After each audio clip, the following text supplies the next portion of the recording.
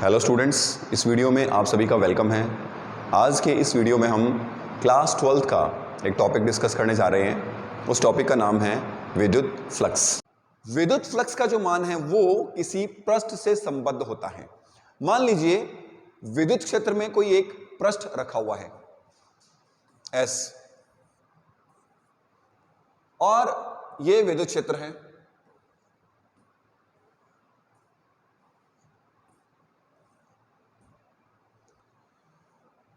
विद्युत क्षेत्र E सदिश है यहां पे और पृष्ठ है S।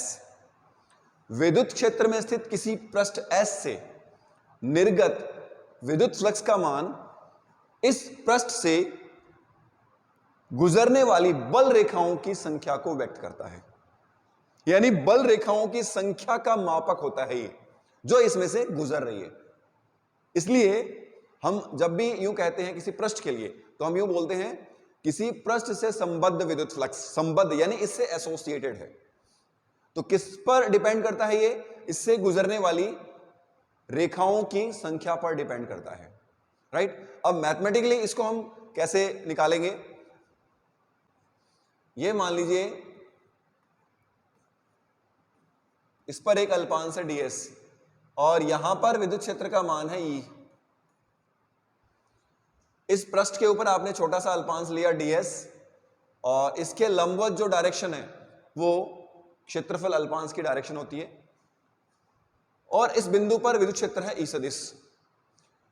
तो इस क्षेत्रफल अल्पांश से गुजरने वाली संख्याएं किन किन बातों पर डिपेंड करेगी, आप इमेजिन कर सकते हैं। एक तो क्षेत्रफल अल्पांश कितना बड़ा है, वो जितना बड़ा होगा उतनी अधिक संख्याएं उसमें से गुजरेंगी। दूसरा, E का मान कितना है। अगर रेखाएं पास पास है तो E का मान ज्यादा होता है, अगर रेखाएं दूर दूर है तो E का मान कम होता है। इट मींस E अगर ज्यादा है तो रेखाएं पास पास है। इसका अर्थ यह हुआ अगर E का मान ज्यादा है तो इससे गुजरने वाली रेखाएं भी क्या होंगी? ज्यादा होंगी। राइट। अब एक और फैक्टर पे ये डिपेंड करता है, वो क्या है? वो है सदिश और ds सदिश के मध्य कोण। यानी ये जो क्षेत्रफल अल्पांश रखा है वो किस डायरेक्शन में रखा है, कैसे रखा गया है? बिल्कुल सामने है, चित्र रेखाएं आ रही है बिल्कुल सामने है, तो अधिकतम रेखाएं इसमें से गुजरेंगी। यानी E सदिश और ds सदिश अगर समांतर हैं तो अधिकतम रेखाएं गुजरेंगी। अगर हम इसको टिल्ट कर दें थोड़ा तो गुजरने वाली क्षेत्र रेखाओं की संख्याएं कम हो जाएंगी। राइट। बिल्कुल ऐसे कर दें तो शून्य हो जाएंगी। तो आप यहां पर इमेजिन कर सकते हैं किन किन बातों पर डिपेंड करेगा ये, और विद्युत फ्लक्स का मान E सदिश और ds सदिश, और साथ ही E सदिश और ds सदिश के मध्य कोण पर डिपेंड करेगा। राइट। अब मैथमेटिकली इसको आप लिख सकते हैं d फाई, फाई से लिखते हैं ds अल्पांश से गुजरने वाला जो विद्युत फ्लक्स है वो हम लिख रहे हैं d phi equals to E सदिश डॉट ds सदिश। इसको आप लिख सकते हैं E ds cos थीटा। इनके मध्य जो एंगल है वो थीटा है। E सदिश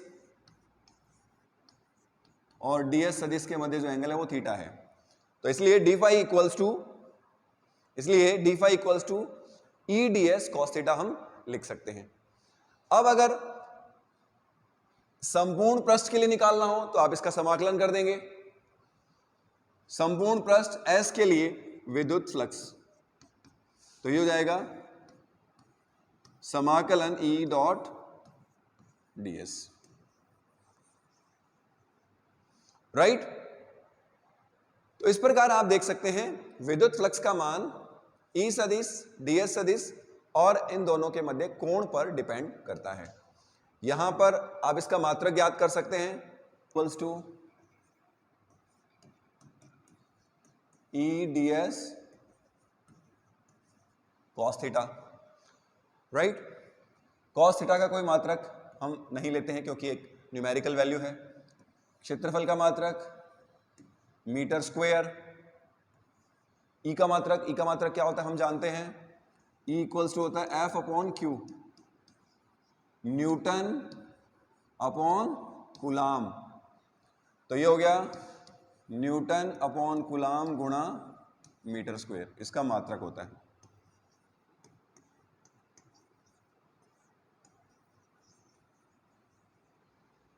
राइट। तो इस प्रकार से इसको लिखा जा सकता है। तो इसका मात्रक हो गया न्यूटन बटा कूलाम इंटू मीटर स्क्वायर।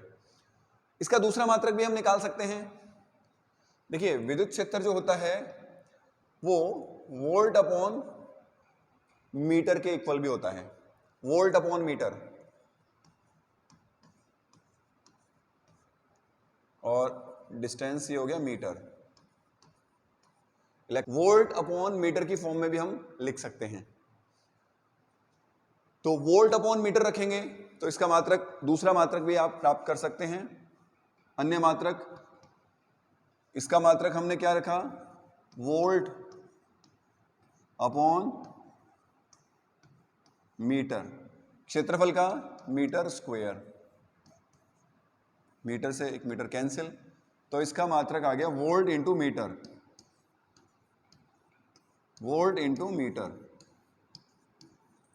दो मात्रक हैं इसके, वोल्ट इंटू मीटर या न्यूटन इंटू मीटर स्क्वायर बटा कूलाम। आपने यहां पर देखा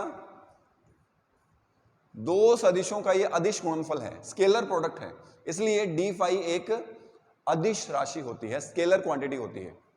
विद्युत फ्लक्स एक सदिश राशि नहीं होती है, यह एक अदिश राशि है, स्केलर क्वांटिटी है। मात्रक आपने यहां पर ज्ञात कर लिया। विमीय सूत्र आसानी से ज्ञात किया जा सकता है।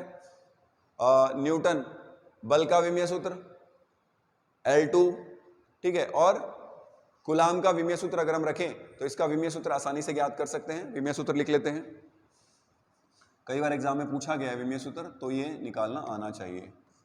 विमीय सूत्र मात्रक क्या है, न्यूटन गुणा मीटर स्क्वायर बटा कूलाम। बल के लिए हम क्या लिखते हैं, m1 L1 T minus 2। Metre square के लिए क्या लिखेंगे, लेंथ है तो L2। कूलाम के लिए आपको बताया गया है क्या लिखेंगे, A1 T1, राइट। इसको सॉल्व करेंगे, m1 L1 L2 3 हो गया L3। आधार अगर समान है तो घातें जुड़ती है क्योंकि ये मल्टीप्लिकेशन में है। t की पावर -2 और t की पावर 1, ये ऊपर जाएगा तो t की पावर -1 हो जाएगी। तो इस प्रकार यहां पर ये क्या हो जाएगा, t की पावर -3, a1 ऊपर जाएगा तो ये हो जाएगा a की पावर -1।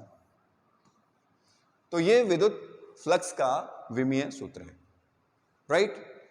तो विद्युत फ्लक्स के बारे में हमने जाना कि विद्युत फ्लक्स हमेशा किससे संबद्ध होगा, एक क्षेत्रफल से या एक पृष्ठ से। पृष्ठ बंद भी हो सकता है, पृष्ठ खुला भी हो सकता है। ध्यान रखना, अगर पृष्ठ बंद है, अगर बंद पृष्ठ हो, ठीक है, जैसे गोला हो, गोला यहां रखा हो, तो उससे संबद्ध फ्लक्स के लिए हम यहां सर्कल लगा देंगे। ये तो खुले पृष्ठ के लिए है। अगर पृष्ठ हो बंद तो उसके लिए इस प्रकार का सर्कल हम लगा देंगे, E डॉट ds। ये सर्कल लगा हुआ है, इट मीन्स जो आपका ये पृष्ठ है वो कैसा है, बंद है, जैसे गोला हो गया, राइट। विद्युत फ्लक्स का मान नेगेटिव भी हो सकता है, पॉजिटिव भी हो सकता है और जीरो भी हो सकता है। विद्युत फ्लक्स का जो मान है वो पॉजिटिव भी हो सकता है, नेगेटिव भी हो सकता है और शून्य भी हो सकता है। तीनों मान इसके संभव हैं, राइट। तीनों ही वैल्यूज इसकी पॉसिबल हैं। विद्युत फ्लक्स का मान नेगेटिव भी हो सकता है, पॉजिटिव भी हो सकता है और शून्य भी हो सकता है। तीनों कंडीशंस हम यहां देख सकते हैं। डी फाई इक्वल्स टू हमने पढ़ा E D S cos theta. यदि थीटा इक्वल्स टू 90 डिग्री है, यानी आपका जो पृष्ठ है वो तो है ऐसे और लाइंस जा रही है इस प्रकार से, तो इसके अंदर से होकर नहीं गुजर रही है, तो इसलिए ये 90 डिग्री होने के कारण यहां पर फ्लक्स का मान होगा 0। cos 90 0,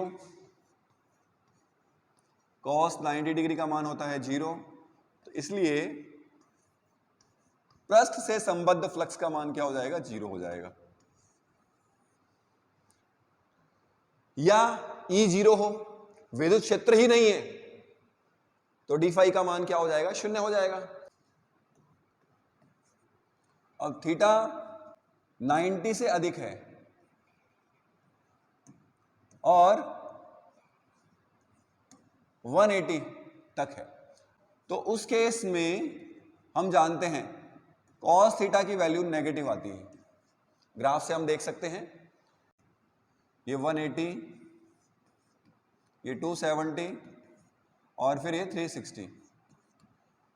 0 से 360 डिग्री होने पर ये वैल्यू रिपीट हो जाती है, राइट। तो इस तरह से साइकिल चलता रहता है। तो आप देख सकते हैं 90 से लेके और अगर हम 180 डिग्री के बीच में देखें तो ये पार्ट नेगेटिव है,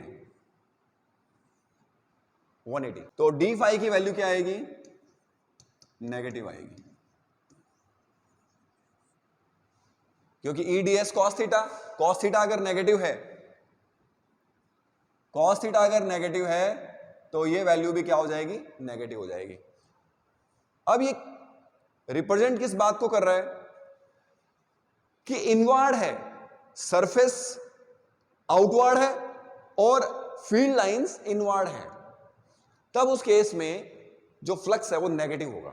यानी एंटर कर रही है, सरफेस के अंदर जो लाइंस है वो एंटर कर रही हो, तो हम कह सकते हैं कि जो फ्लक्स है वो नेगेटिव होता है, राइट। इस प्रकार से जैसे ये सरफेस है, सरफेस इधर है और लाइंस यूं जा रही हैं, आप देख सकते हैं एंगल, ये एंगल, लुक दिस एंगल, ये एंगल देखिए आप, ग्रेटर देन 90 डिग्री।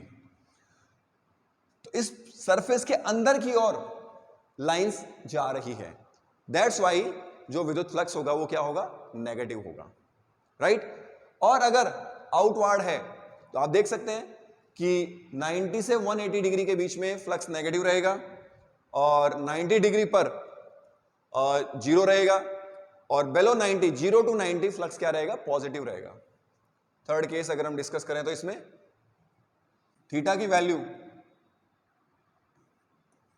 0 से 90 के बीच में है, राइट।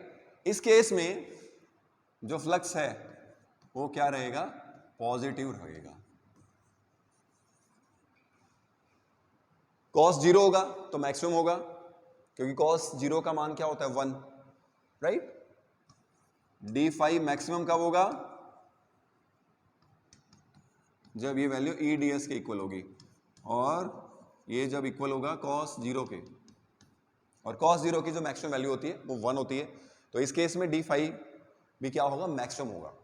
यानी उसी फील्ड लाइंस में, यानी उसी फील्ड में ये सरफेस रखा हुआ है अलग अलग तरह से, और कभी तो फ्लक्स पॉजिटिव हो सकता है, कभी फ्लक्स नेगेटिव हो सकता है, कभी फ्लक्स 0 हो सकता है। तो इट डिपेंड्स ऑन ओरिएंटेशन, कैसे रखा गया है। क्लियर है। तो ये था विद्युत फ्लक्स। विद्युत फ्लक्स के बारे में जानना बहुत जरूरी है। इसको व्यक्त करता है, विद्युत क्षेत्र में स्थित किसी पृष्ठ से गुजरने वाली रेखाओं की संख्या का मापक होता है। लाइन से कनेक्शन है इसका, फ्लो है, यानी फील्ड का फ्लो कितना हो रहा है उस सरफेस से, उसे हम कहते हैं विद्युत फ्लक्स। तो एक मैथमेटिकल फॉर्मेट में हमने समझा इसे, होपफुली आपको समझ में आ गया होगा। Thank you.